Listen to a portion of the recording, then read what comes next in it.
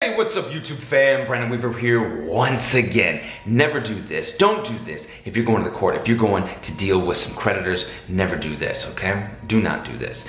Loopy, okay? Never do this portion of what has happened to this individual, okay? Other than this person is doing their absolute best, doing what they can do prior to knowing or watching these videos, okay? Again, it's not legal advice. None of you guys are my clients. I'm not a lawyer. So please seek legal advice and talk to the courts. But let's get into it. I got a judgment from a credit card back in 2009. I was really scammed because the attorney met me in the hallway of the courthouse and we set up a payment plan. I even signed the agreements. Now, this right here is what you do not want to do, okay? Never do this, right? Met the opposing attorney, you're not a lawyer, you're going against a person who does this for a living to make money against you. They do not have your interest at heart. Okay, let me say that again. They're coming to you to make money. The collectors are trying to make money on you. The creditors are trying to make money on you. So they don't necessarily, I'm not saying they do or don't, I'm saying they might not necessarily have your best interest in heart at this point. So I even signed the agreement. Without stepping to the court, this individual did this. Your best bet is to present your case in which you have built here by using those 609 dispute letters, by being able to challenge the creditors and collectors. Yes. Now let's say Brandon, but I didn't see your channel before. I didn't hit that subscribe button and that bell for notifications, which you want to do now. I didn't know. So what do you do in this situation? Well, if you show up, you can plead your case in front of the court. In fact, you actually don't have to plead very much. You're a defendant. You actually have to defend their case that they have to build. That's why they're trying to get you to sign these agreements. Just like the collectors are trying to get you to pay. That's like these attorneys are trying to get you to sign these agreements. And again, I'm not a lawyer. It's just an opinion.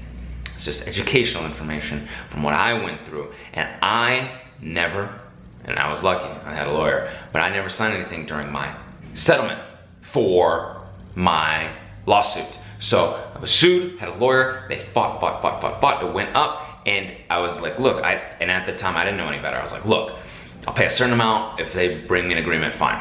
Okay, fine. But they never did. They didn't even want to go that route. They completely dismissed the case because they knew they didn't have any proof. Completely dismissed the case, right? And we never extended that. We never got that agreement, which is great. Okay, so don't sign that agreement.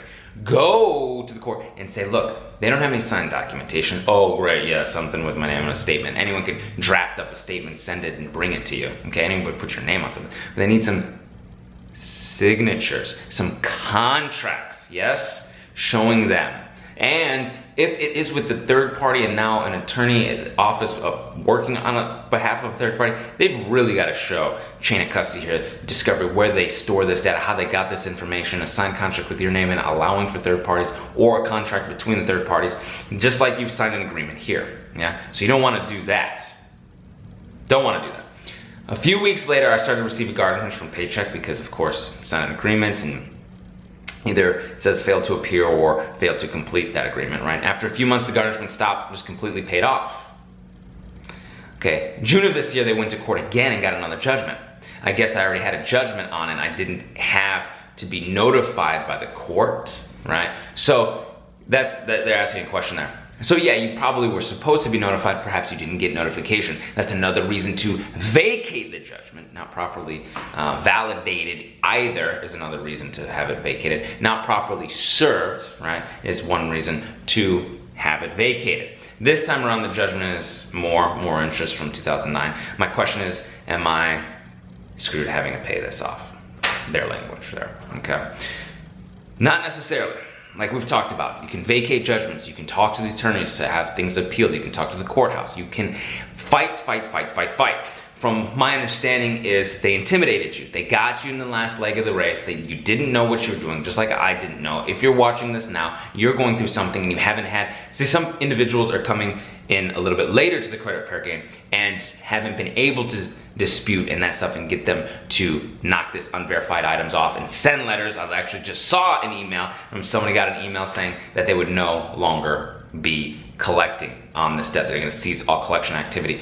And I've seen that after a specific amount of time, which we'll talk about in another video, is that they'll actually now delete these collections after 2 years of being zeroed out automatically, depending on the collector. But we'll talk more about that another time. So, this individual has the opportunity, they can dispute this judgment, they can have it vacated. Once vacated, they can file a motion to dismiss the case and have it rectified, okay guys? So, you can do it for yourself, you can dispute these negative items, and again, if you ever have law issues, talk to a lawyer. A lot of them do free consultations. I know a lot of people are worried about it, but a lot of people do free consultations, okay? So you can do this work, dispute on your own, 609creditrepair.com, or we can do the work for you at theawesomelifegroup.com to dispute your negative items and help you repair your credit, all right? If this video helped you out, please give a thumbs up. Hit that subscribe button and that bell for notifications for, when I go live. We've gotten some great Subscribe Tribe members there for the live. And until I see you in person, I will see you on the other side. Take care.